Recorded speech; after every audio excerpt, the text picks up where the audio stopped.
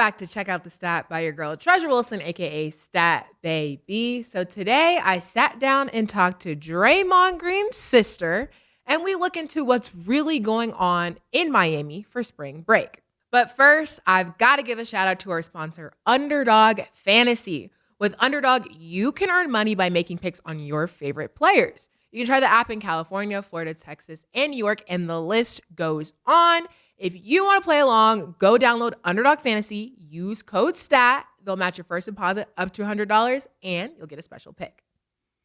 Okay, so today our Superwoman of the Week is not even a particular person or player. I just want to give a shout out to all the women in sports right now because they have been killing it. The regular season ends for women's NCAA basketball on March 17th, and a lot of these girls just recently celebrated their senior night. And in honors of Women's History Month and these women making her story, they've made a lot of remarkable achievements in the NCAA. So I just want to highlight a couple players who have been killing it recently. So as we know, Caitlin Clark is a phenomenal player. I don't even think I got to discuss her making her 40,000 career points surpass. Nope, I'm talking about LeBron James. Got to start that over, Nick. Okay. It's Women's History Month, and these women made her story with remarkable achievements in the NCAA. So Caitlin Clark now holds the record for the most points scored by a woman and man athlete in the NCAA, surpassing Pistol Pete. So congratulations to her. She officially declared for the WNBA draft, and she is one of the top prospects who actually made it definite that she will be declaring for the draft. So shout out to her. I can't wait to see all her endeavors. Clark is the first Division I player to record over 3,600 points, 1,000 plus assists, and 850 plus rebounds in a career. That stat line is crazy enough, so it's going to be super dope to see what she continues to do. Next is Paige Becker. She's been having a phenomenal career so far in her collegiate career, but she also declared that she doesn't know if she's declaring for the WNBA draft or not, so she's still a little bit undecided. So shout out to Paige. We'll see what happens next for her. Next, we've got Cameron Brink. She's a senior at Stanford. She remains undecided about her future, and her decision may not come until the end of Stanford's run in the NCAA's tournament, so we will see what's next for her, but she's also a girl that definitely needs a shout out.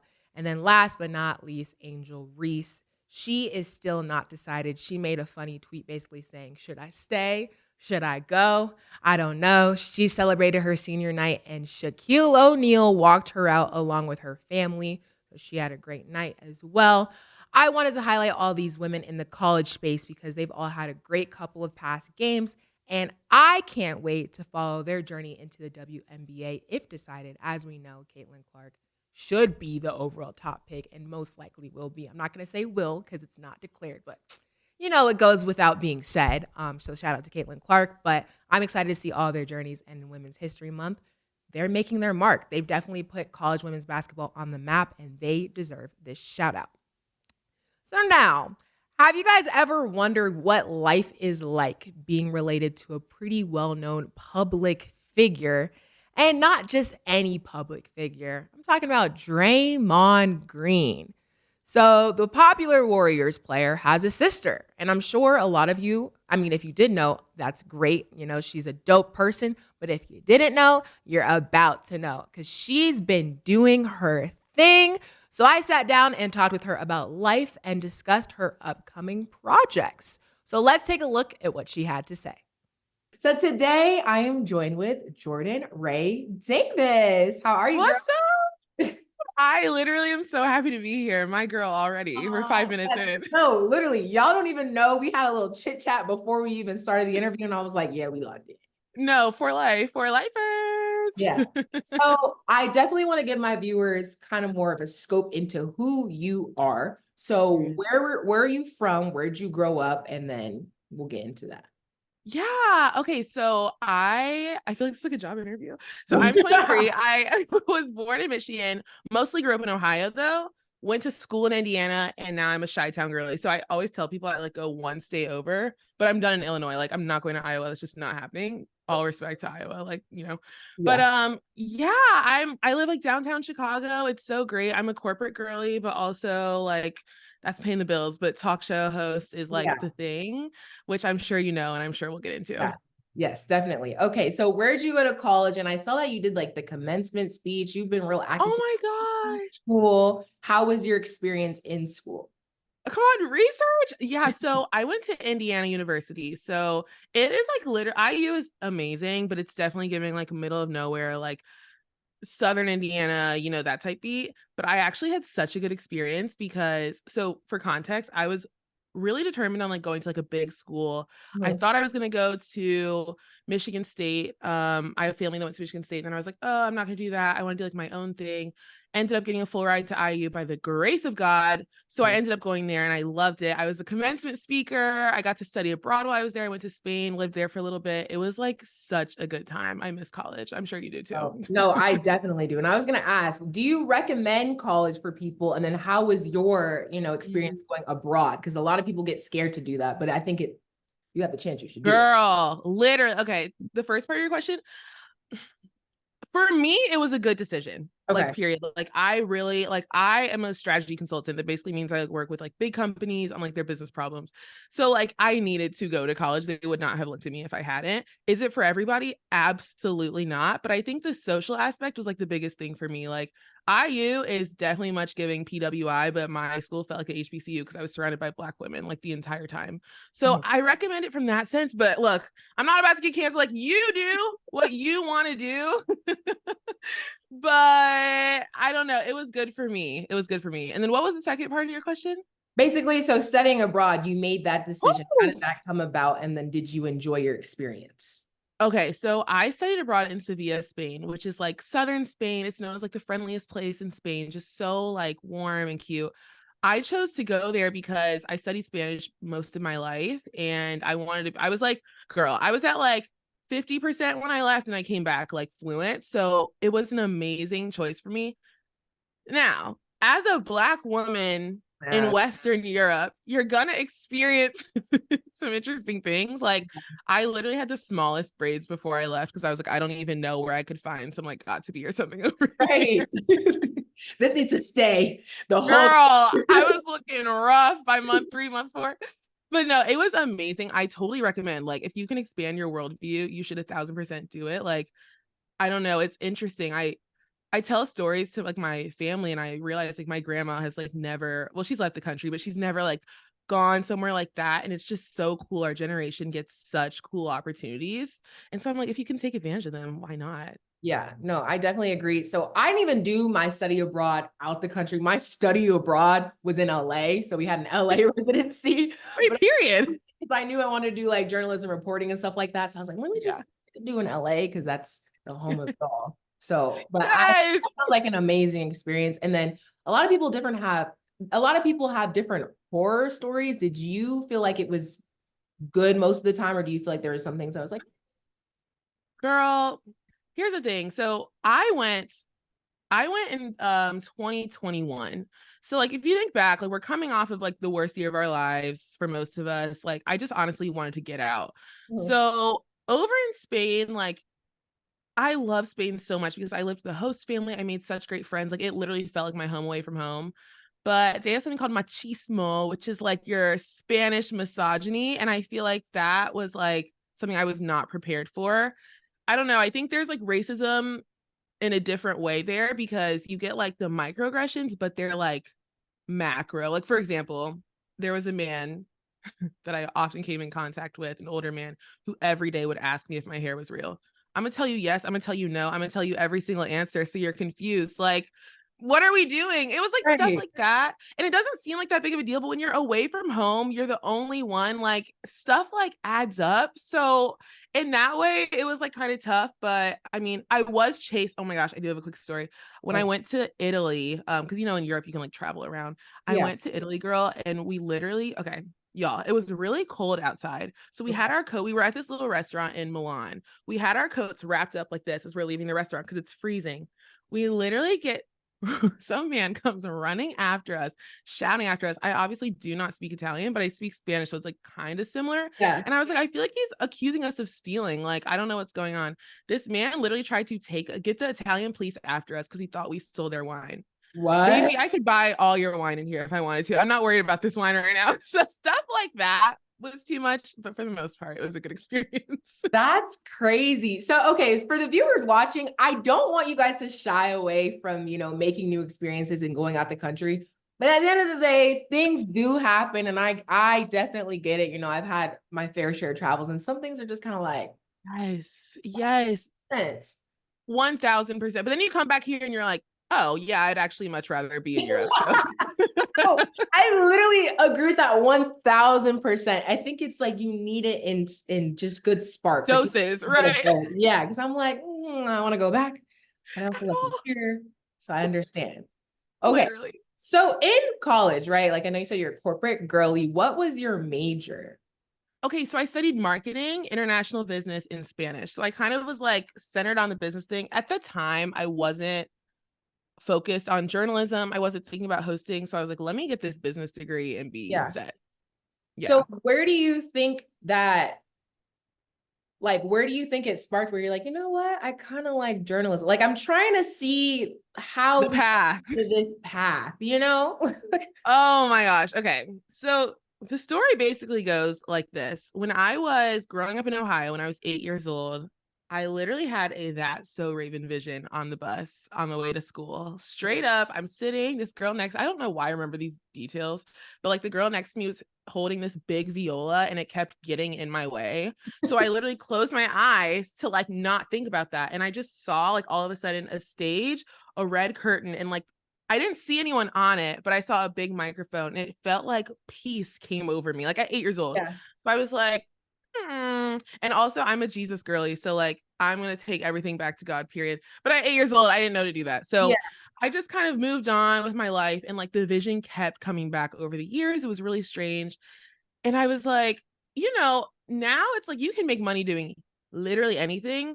I feel like growing up, correct me if I'm wrong, but I didn't really realize I could make money talking. Like that was not something 1000%. right? Yeah. So like Oprah, of course, like Ellen, you're watching these people, but I'm like, oh, but that's them. That can't be me. Yeah. So I just kind of like shoved it down. And then summer 2020 hit. And I was like, you know what? The world's literally crashing and burning around me. Recently, this vision, like I'm talking every night in a dream, I would get the vision. And I was like, I have to do something about this. I feel like God is literally poking and prodding. I feel like so many people finally went after their dreams in 2020. Yeah. So that's really how it came about. Started a podcast with one of my best friends, Shika, because we just wanted to rant about being Black women, and then led to my own show now, which I know we'll talk about. But that's kind of how it like merged. So like my business degree, I don't know, it like is what it is, but all the like hosting stuff I've learned has been like just through practice, and like it was never anything formal. Yeah.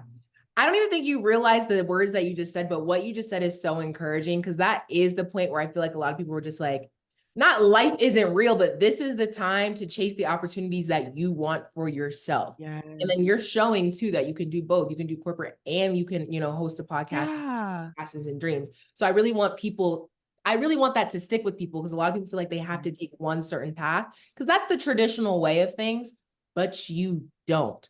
Come on. Yeah, so you don't. And thank you. And like, honestly, everyone has their own path. I think that's been something that's really tricky in the corporate world. My job, it's interesting because it's in corporate and then it's consulting. So for those who don't know, consulting is like one of those things where it's like, what does a consultant do? I don't know, but it's very demanding hours. Like we work like 8 a.m.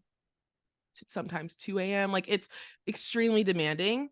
So for my job, like I'm not gonna lie, it's like a prestigious firm. Like a lot of people want to be there, but for me, it's not my dream. Yeah. And so I battle a lot of internal, like not imposter syndrome, but like I'm straddling the line between Jordan, be grateful. Like so many people dream of this role. And also like that can be true. And also this isn't my dream. This is like a little chapter in the long book, but like keeping your eyes fixed on your lane, not looking to the right or left, but like that's how you get discouraged. So I really had to like press forward, through those thoughts. Yeah. And I love that. And it's like, shout out to you for doing both, because I know sometimes you do get in that mode. You're like, this isn't really what I want to do. It's great though. And I'm grateful for the opportunity. You got to preface that. I'm so grateful for the opportunity, but things I want to do. So I get it. Yes. So you talked about creating your own path. I got to ask you, you got some siblings. How To many answer siblings do you have, and who are your siblings, Jordan? yeah, so great question. So I have three siblings. I have a younger sister. Her name's Gabby. She's the bomb.com. She's 18. She's in college. I have an older sister, Toya. She's grown, got kids. And then my brother is probably the most well known for now in our family. Period. My brother is Draymond Green, so Yeah. Warrior star. Man, I mean, I love my family so much. Like it's interesting being a middle child. Do you have siblings? Yeah, I have a younger sister, so I'm the oldest, but she's not that Okay. graduating. Okay. I don't know. There's just so many influences coming from the top. And like my basically, I like grew up like in middle school and high school, really like watching my brother like that. He was like taking off in middle school and high Yeah. school. So like winning tournaments and like going to games, yelling, getting kicked out of games for yelling at referees. Like that was literally my MO. Yeah. And so when I was deciding to go to college, he went to Michigan State. I loved going to games then. I was just like, oh, this is so cool. I feel like a celebrity. Like my brother is that guy here, period. But then I was like, you know, if I go here, I could make my own lane, but I would have a much easier time doing it elsewhere. Yeah. And kind of the like theme of my probably like the second half of my life so far has been like carving my own identity. There's like no handbook to growing up with fame. Like there's just nothing like it. And I've realized it's hard. It's like you want to celebrate your family, but then you're doing too much, or you want to talk about it, but then it comes with privacy things. It's just a lot. So I would say the main way I've created my path was by starting my talk show, Do I Know You, which kind of came out of that exact like insecurity. My brother got married, I guess 2 summers ago now. It was a great wedding. Shout out to him and Hazel. And I literally was talking to one of my friends who has a very, very, very famous sibling. And she had introduced me to one of her friends, and she was like, oh, this is my friend Jordan. I was like, oh, I'm Dre's sister. And she was like, we don't have to do that. Like, we are ourselves. And she was like, we were having fun. We were having a good time. But she was like, we are ourselves. Like, we did not have to do this. This is such a struggle, blah, blah. And I was like, huh, that is such a good, it was like I needed someone in that position to like tell me. And so I was like, this might be something. So, and I always, you know, I knew this like talk show thing was like in the back of my head, but I didn't have like the idea. And then I talked to some of my other friends in that position, like some sisters of NBA players, NFL. And I was like, there's a show here. Like, there is not a space right now for us to come on, own our identities, own our own path while celebrating them. Like, I don't want it to be a drama thing. It's just, there isn't a lane for that. And that's how Do I Know You was born. Yeah. So that's super dope. And I appreciate you for being very transparent about it, because I think it's a cool idea. I saw one of your clips and I was like, I've never seen a show like this. And I don't know why, because it's important. Like those conversations need to be had and need to be said, because you guys are your own identities. And that goes without being said. But it's like, for you to even just introduce yourself as, oh, I'm Dre's sister. It's like, hold up, wait, no, I am Jordan Ray Davis. Period. Jordan Ray. When I step in the room, I am Jordan Ray Davis. And that's what y'all need. Jordante. Right. Okay. So speaking about your show, you know, who have been some of your guests, and then who was your favorite so far? Oh my gosh. Okay, so the show's been amazing. It's like literally, I say it's like therapy. I don't know what I would do without it. I don't know. It's been so nice because honestly, a lot of the guests have been Black women. So, you know, we just get along on a different type of level. But I've had a bunch of people on. So what's cool about it, for context, like I bring on any siblings or children of celebrities. So that I try to keep it close to like the actual person. I'm not trying to do cousins, or I don't want to be dramatic. So it's cool because some of those people like are very private and some have their own fame. I would say, so we brought on last year, my favorite, I can't lie, it was Sarah Jakes Roberts, Pastor Sarah Jakes Roberts. Her dad is Bishop T.D. Jakes. So of course her life is like always been in the spotlight. She has such an incredible story. She was pregnant at 13, had a child at 14, being in the church spotlight, like, oh my gosh. And she's a powerhouse now. So that was like such a blessing to get her on. But I mean, truly every guest I've had has been amazing. I've had some people from Claim to Fame, if you know that show. So Gabe Cannon came on, whose brother is Nick Cannon. I most recently had my girl Tahira O'Neal on. Her dad is Shaq. I can't imagine that life. And then we do some like entertainment people. So Ben Platt, who's like a really big actor, or his brother Jonah Platt came. I mean, like truly just it just scopes everything. Yeah, so it's widespread. You talking to everybody. Girl, everybody. Yeah. We were talking about Mariah Rose before this. Yeah. She came on. I love it. She was like, yeah, people are, for y'all who don't know, Mariah is like a huge sports girly, just like you, Treasure. And she was just like, it's so interesting. People are in my comments like, wait, Jalen Rose is her dad? Like, that's such a compliment. Like, you don't even know that about me and you love me. Yeah. So See, that's super, super dope. Okay, so let's talk about treatment, because I saw a little video circulating that you posted, basically saying that, I mean, I want you to explain it, but do you feel like people treat you differently finding out that your brother is Draymond? Yeah. Okay. You have a story that you would like to share. Basically, that. Yeah, of course. Yeah. So it's interesting. Like, I feel like I always say I live in Hannah Montana double life. Like that is not the most interesting thing about me by any means. So I never want it to like eclipse who I am. And neither does my family. Like, to be very clear, like my brother is so low key. Yeah. I don't know if he's that way, but he really is so low key. I think people are really, they probably are, there's just a lot of misconceptions. And so he has never forced a spotlight onto us ever, which has been really great. But the video you're referencing, basically I went on TikTok and I told this story from 2 years ago. I literally thought I was going to get like 200 views. I'm like literally like no makeup, like just a hot mess. But a couple years ago, my friends and I, we wanted to do like little dummy missions. So we went to Memphis. The Warriors were playing the Grizzlies. We were like, oh, it'll just be so fun. We'll do like a little road trip. So we go down. I texted my brother. He got us a room at the same hotel, obviously. And they were like, we beat them there because they were flying in from like a Wizards game or something.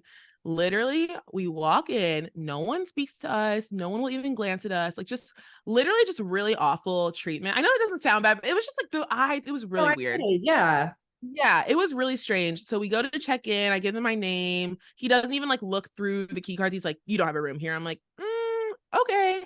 Confirm with my brother, of course we have a room there. And basically once I say, oh, well, we're with the Warriors, so maybe it's in a different spot. I mean, like that instant change in attitude. And it was like treatment from heaven until the Warriors checked out. And then they reverted back to the treatment they gave us before. So I would say it's just stuff like that. I mean, there's like countless stories, but that's probably the most recent one I told. And it's nasty, of course. I mean, I don't think obviously everyone recognizes that there's like celebrity treatment, but I don't think anyone realizes how, like, you can see through that. Like, no one wants to be treated like a king or a queen if you know the reason why, so it was just nasty. Yeah, well, hopefully people won't treat you like that. I mean, it's like you can't even help it because it happens to all of us, and it sucks because it's like, regardless, everybody should be treated with respect, especially if you are a paying customer. Like that's the key. Like everybody deserves that respect. So that's really weird that it happened to you, but hopefully that'll go away. Yeah, well, no, it's okay because it led us together. You saw the video, so if that didn't happen, then we wouldn't be friends. Yeah. She said that's exactly why. Maybe it helps out in the end. But, period. Okay. So I know you're doing some other series. You have a Cracking the Code series for Women's History Month. Can you explain a little bit about that? Because I saw Issa Rae was in your comments, honey. Girl, I said, how'd you get here? Literally, okay, this sounds so dumb, but I don't know why I like to compartmentalize my life so much. Like, for some reason, I want to hear your thoughts on this too. Instagram is like dead man's land to me. Like, I literally hate that app so much. I feel like it's weird vibes. I don't know. I feel like everyone's meaner on Instagram. Yeah, you probably know. I'm sure you get I get back and forth. Like I'm in a blessed state right now because shout out to y'all who watch the show and shout out to y'all that watch Is What It Is because you guys are so supportive of me and my journey. Wow. But prior, it was very like no comments, no engagement, no likes. Like y'all don't want to watch nothing. Y'all don't want to post nothing. Y'all don't want to support nothing. Got it. Cool. Got it. Like literally got it. And like, I don't know. It's just weird, especially like people from high school. It's like you watch it, but you're not engaging. It just feels weird. Oh, people from high school. I'm sorry. Did you remove them? I need to do that. Yeah, I'm sorry. Like, and I talk about it all the time. They know how I feel on the show because people in high school were not nice. They're not nice. And I don't have to fake no more. It's just the way I haven't heard from any of them until Paris Hilton follows me, Issa Rae commenting all this stuff, or if I post like something like for example, my brother's birthday was a couple days ago. I like post something on my story, and all of a sudden, people I haven't heard from since 2016. I'm like, y'all, I might need to take a note from your book and remove them. But anyways, I like wasn't a fan of Instagram, but I've been like, my mentors have been like, you need to get on your Zoom and literally be on this app. So I was like, okay. So I basically, for Women's History Month, I'm just doing a Cracking the Code series. Women I admire, I look up to, just 3 lessons that we can all learn from them. I am someone that needs like constant self encouragement and like self affirmation and God to literally confirm things for me. Yeah. So I just want to help people. Like, if I can just tell you 3 things that I learned from Issa Rae, and you as a creative or you as an entrepreneur or whoever like can benefit from that, you know, why would I gatekeep that? So that's what that is. Dope. Well, shout out to you. You're killing it. So another question I gotta ask, this is kind of off the rails, but like I might as well ask. How do you feel like your dating life has been, Miss Jordan Ray Davis? You don't mind me. No, especially like with us being young Black women doing hosting on air stuff, being in different places, when you're doing corporate, do you feel like it's difficult? Do you feel like it's gotten easier for you? Do you feel like, I know you said you hate Instagram, is Instagram helping, or you feel like lost cause? Honestly, you must have talked to my therapist about this right before, because the way we literally been talking about this for the past 6 weeks, I have an issue where there's like people that are like dating obsessed, marriage obsessed, and there's people that are like could not even like be like remotely interested, and there's like the healthy balance in the middle. I'm beyond that. Like I am so anti-dating, and a lot of it's trauma, but I think a lot of it is which like I don't know, I think a lot of it is the fact that I don't really trust that easily, because I don't know what you want to talk to me for. Also, you know, like the girls are on their Zoom. Like, we need to literally be like, now is the moment. I feel like 2024, things are about to literally go up. And I know myself, I get distracted. I need to literally be so focused. So the DMs stay left unread. I'm not going to lie. Like, I don't really entertain. I know. I really don't entertain it. And my therapist, the reason I said that is because she's like, you need to like open yourself up a little bit. And I'm not interested right now. So the dating life is like single, definitely by choice, but I don't know, maybe my therapist will like break down my wall. No, I definitely get it. I 1000% understand you. And I also feel like this is a common thing around a lot of Black women as well. Because another thing that I shared is like a lot of us are very locked in, focused in on our careers, like wanting the best for ourselves, becoming our better selves. Like I started personal training, I'm cooking my own meals, working like best self. And then the thing that I realized, I was like, if like, you should definitely focus on yourself 1000%. But I'm like, if I keep doing this, I'm gonna pass. And I'll be like, dang, where was my like, where did my dating life go?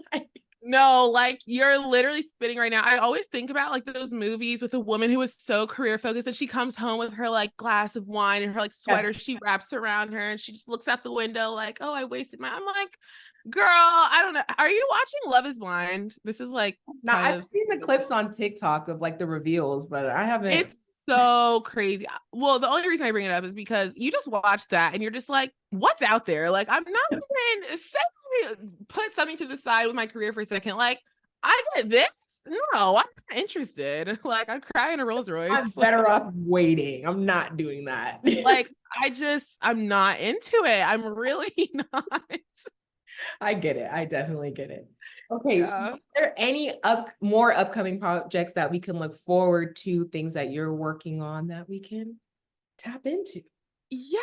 Okay. So always do I know you as like a forever thing. So I will give you all the info, but you can subscribe on YouTube. You can also listen on all podcast platforms. We have the guest lineup is so exciting, and actually I'm gonna bring on the person who inspired the show, so I'm so excited for y'all to see her. You all know her, so that'll be really exciting. I'm gonna continue Crack the Code. Also, I'm just like, I just really need to be like, take a shot every time I say I need to be on my Zoom, but like for real, like I am literally so locked in this year. I've never been someone that's like numbers obsessed, like with followers and stuff. I like was private for until very recently and stuff, but I feel like I just need to get on it. You know, we're in such a visible like career pathway that like it's just what we need to do. So I'm Yeah. always thinking of like random like series and stuff that I'll be doing, but my Insta's at Jordy Ray with a little underscore. You can keep up there. Nope. And then my last question, my show is all about women empowerment. Is there any women out there that you look up to that you feel like are killing it in the industry right now? Anybody on? Oh my gosh. Literally so many. There's so many. Well, first of all, I love what you're doing. I last summer I worked with Together. I love them down and hosted the ESPYs with them. And so I just think like what you're doing is so important. And I know from growing up in a male sports world, Yeah. like the comments you get, I'm sure are absolutely insane. Yes. So Girl, I yes. just like literally, I'm so proud of you for real. But I would say someone I'm really looking up to right now. Let me shout out the girlies that are like, I feel like that have come on my show that are grinding. I feel like Tahira O'Neal is like that girl. She is like starting her own PR firm, and I just am amazed. She actually like helps run her dad Shaq's business, and like she's just incredible. Also, Mariah Rose, I know we were talking about her before. She's just so awesome. And honestly, you Treasure, I'm not even just saying that, but I feel like I like stalked you before I came on, and I was just like, this is amazing. And then when you said you're 22, like I just, especially the dark skin girlies, I just feel like I gotta shout that out too. Like you're Yes. just really doing it. So I would say the people that are like my peers is who I look up to, not Yes. even the people that have all the accolades. Like, because in 20 years, we're gonna be, those people. Yes. Well, Jordan, I appreciate you being on the show and thank you so much. And I got to let you know, I'm very proud of you and everything that you are doing as well. Thank you. We're definitely taking off. You have a great personality. You're always smiling, super good energy, and it's super dope to have you here. And now to meet you. Yes, I'm gonna be in your DMs all the time, Treasure. Yes, Thank and you. y'all will see us posted on Instagram hanging out. Stay tuned. Period. I'm coming to Vegas. Simply outside. No, literally. Thank you so much for having me, girl. Jordan, it was a pleasure. Now, you guys, we're going to go to break. And when we return, we'll get into Ain't No Way.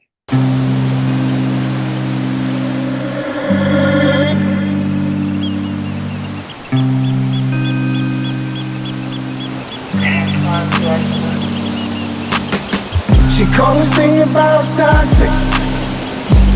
4 years and counting. Got you feeling like an option.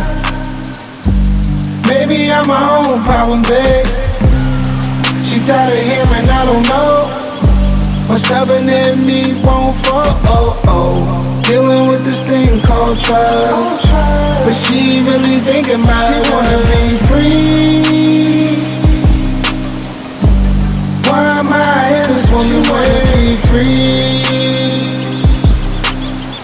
Hell, I don't wanna see her walk away. I wish somebody told me the rules. Disagreements let her win, and it's cool. Even when I'm right, this ain't about you. Welcome back. Now moving along to the crazy things that have happened this week. Ain't no way Miami is shutting down for spring break. Crazy thing to say, but it's the truth. So in my opinion, Miami is one of the best cities in the world. And maybe I'm biased because I went to the U, so I bleed orange and green. There's palm trees, good weather, good food, good music. Miami is always a good time. But the city of Miami announced they are shutting things down for spring break. Now the question is, how do you shut a city down? And how you gonna do it during spring break?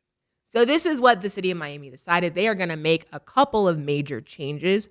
So one of the things they're gonna do, they're going to raise parking prices in South Beach up to $100. So if you are planning to take a smooth little trip to South Beach in a car, especially if you're not from Florida, if you're flying in, so you fly in, then you take your car, you're gonna have to pay 4 times the price anywhere else that you would have to pay just to park in a spot. So they said they're gonna charge up to $100, and I could see the prices raising even more. Now, if you're lucky and you're in a car full of 4, you could split 25 a person. That's still a lot for parking. Second thing they're going to do is add security checkpoints and bag checks at beach entrances. So actually, when I was in Miami, they started doing this, but it wasn't like a definite thing. So now when you go to the beach, it's crazy. Just like gate monitor, they're going to check you, make sure you're good. Make sure you don't have any weapons on you, which you shouldn't have no weapons on you at the beach regardless. But, people try to bring a lot of things. But They can also send you away if you have things that they don't allow on the beach. So even just simple things, if you wanted to bring, a little pouch of food, liquor, they're not going to be super, super strict, but they're going to be strict enough where you won't just be able to bring everything that you would usually be able to bring. And then they are closing the liquor store at 8 p.m. Now in the city of Miami, how does that work? So over the years, we know that Miami has been a hot spot, but the block has become too hot and things have gotten pretty dangerous, spring break. There's been a lot of shootings, fights, and shout out to YouTube for them crazy public interviews. If you have not been to Miami in the past 4 years, you will see, if you haven't been there, people will definitely come up to you with a little mini mic, ask you some questions, and all of a sudden you're in a YouTube video. Even if you didn't agree to be in a YouTube video, I promise you're going to be in a YouTube video if you take a trip out to Miami. And I can't even say much about it because I was definitely one of those people doing those public interviews on the beach. But it was nothing crazy. I kept it cute. But a lot of people is getting real crazy. So in March of last year, Miami saw just under 500 arrests and more than 100 firearms were taken. So people were just walking around. I mean, we're not open carrying in Florida. So in Florida, that was a lot for them to handle. In my opinion, from the things that I've seen, this has gotten a lot more frequent after COVID. When COVID hit, I ain't gonna lie to y'all, the city was on 10 because it seemed like every other place was shut down except Miami. I remember when we first learned about COVID, I was in my dorm because y'all gotta remember, I graduated from college last year. They said COVID hit. Everybody was inside buying masks, buying extra sanitizer, closing everything up. Miami was the complete opposite. I cannot tell you how many people were quick to make sure they were outside. I had friends on yachts. I have friends still going to like bars. I think the clubs were closed at the time, but people were still going out and they were finding a way to be outside. So if there was a will, there was a way. People were going to be outside. And then the year after, the madness just never stopped. Those videos circulated, especially when TikTok was going crazy and people wanted to look, at what was going on around the world. Miami just kept it hot. It never slowed down. And especially in Miami, if you want to be seen, that is the city to be seen. That's why they say if your girl or your man is in Miami, they for the streets. Now, I disagree. I think Miami is a good time. You can keep it cute. Like I said, to each their own for whatever you guys decide to do when you get to Miami. But in the past, you can only imagine how crazy it was being a college student in Miami post-COVID, post-spring breakers. It was just a party every single day. But we know it always takes one group to mess up the fun for everybody else. Because now younger crowds who want to experience a spring break in Miami just won't have the same opportunities that we had. So if you want to look on the other side and got to play devil's advocate, look at both things. Like, okay, yes, the city is more safer. We are in good hands. But what about the businesses? It's definitely affecting a lot of business owners. Think about it. If you own a liquor store and you got to close down at 8 p.m., I don't even know how much money they are losing out on. I don't know if you guys have been to Miami. Like I said, if you haven't, there was a popular club named Story. I ain't gonna lie, that was my spot. I just found out the other day that they shut down. They could not make profit because they had a liquor curfew that started at 2 a.m. So after 2 a.m., they were not allowed to sell any more liquor. So let me tell y'all something about Miami, right? If you've been, especially when you're younger, the night does not start until at least 12:30. I never left the house before 11 p.m. if I was going out in Miami. That's just not Miami culture. I didn't even realize that wasn't normal until I started living in other cities. I was like, oh, so we're not leaving till 10 p.m. You're going to be back inside your house at 1 a.m. In Miami, that is not the case. Especially at the clubs, like the artists are not coming out on stage until at least 3:30 a.m. So imagine a liquor curfew starting at 2 a.m. Artists coming out at 3. The club can't sell any liquor. That's how they make most of their profit. That's how Vegas companies stay in business because they're making money from liquor. So Story went out of business. And fast forward to now, Miami wants to put a stop to all of this, even just at your local liquor store. And then already, right, spring break in Miami is not cheap. So it's not like everybody was in cute little establishments. A lot of the times people would book their plane flight down to Miami and they would just be outside. Literally, the beaches would be full. I got to see if I have a video. I got to have something that I can put up on here to show you guys what I'm talking about. Beaches would just be full. And honestly, it's like, why does that sound like a fun experience? Back to my first point, people just like to be seen. They got their fits. A lot of people got their Shein fits. They just want to look cute on the beach and be seen. Because the thing about Miami, if you're going out and you don't got a table, you will be waiting in line. A long ass line extending all the way out to the outside of the club. So there's so many aspects to Miami spring break. And honestly, the whole thing needs an entire guide to itself. But we'll save that for another day because apparently I'm the Miami spring break expert.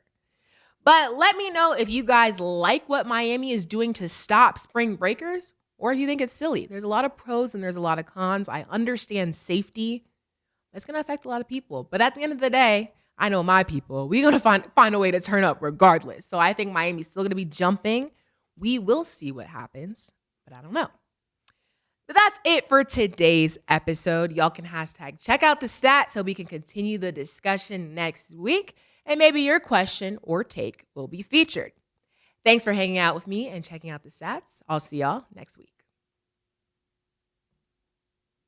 Two big necks, like when they doing them 2 for $5.